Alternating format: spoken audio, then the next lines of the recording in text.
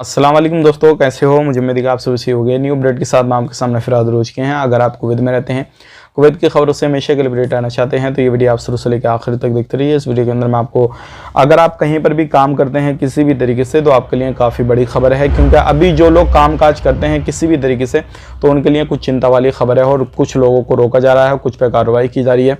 तो कौन कौन से काम है, किस तरीके से आपको करना है, इस तरीके से मैं आपको पूरी जानकारी देने वाला हूँ।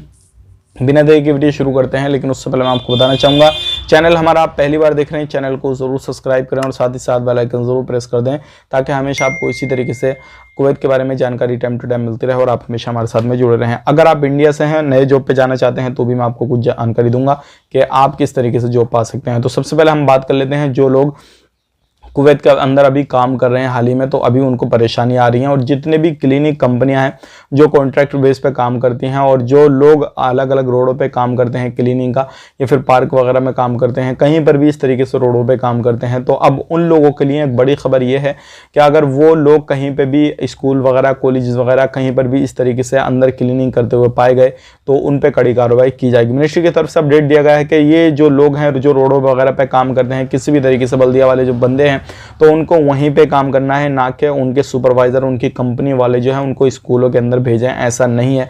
अगर ऐसा हुआ, अगर किसी भी बंदे ने ये गलती करी, या फिर कोई भी बंदा, कंपनी ने ये गलती करी, तो उस पर जो है कानूनी कार्रवाई की जाएगी। तो एक बड़ी खबर आ रही है निकल के। तो अगर आप क्लीनिंग का काम करते हैं, कहीं पर भी कुछ भी इस तरीके से करते हैं, तो थोड़ा ध्यान देने की जरूरत है।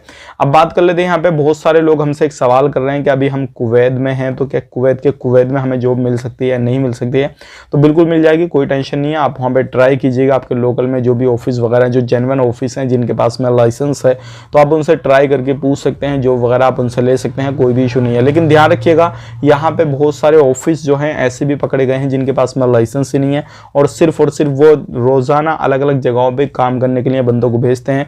मतलब रोज़ाना उनको मजदूरी के हिसाब से, दहाड़ी के हिसाब से उनको रखा जाता है, और वो अपना काम निकालते हैं, सारी चीज़ें करते हैं। इस तरीके को ऑफिसों पे छापा भी मारा जा रहा है, सारी चीज़ें हो रही हैं। तो ऐसे ऑफिसों से बच के रहना है, और आपको अपना वीज़ा ट्रांसफ़र लेना है, या फिर अपना वीज़ा जहाँ पर भी काम करना है वहीं का कराना है, इकामा वगैरह वहीं का बनवाना, सारी चीज़ें वहीं की करनी। तो इस तरीके से आपको कामकाज करना है। अगर आप ये गलती करेंगे कि आप डे बाई डे रोज़ाना नई नई जगह पर जाएंगे, तो एक ना एक दिन आपको ज़रूर पकड़ लिया जाएगा और फिर डिपोर्ट किया जाएगा। क्योंकि अभी इस टाइम पे काफ़ी ज़्यादा बड़ी चेकिंग चल रही है सारी जगहों पे, और कोई भी बंदे को नहीं बख्शा जा रहा है। इस तरीके से ये सारी चीज़ें अभी चल रही हैं। और अभी जो है कुवैत हो, सऊदी अरब हो, कोई भी कंट्री हो, अभी ज़्यादातर जो दारोमदार है वो प्रवासियों को बाहर निकालने का चल रहा है, और यही सीज़न अभी चल रहा है।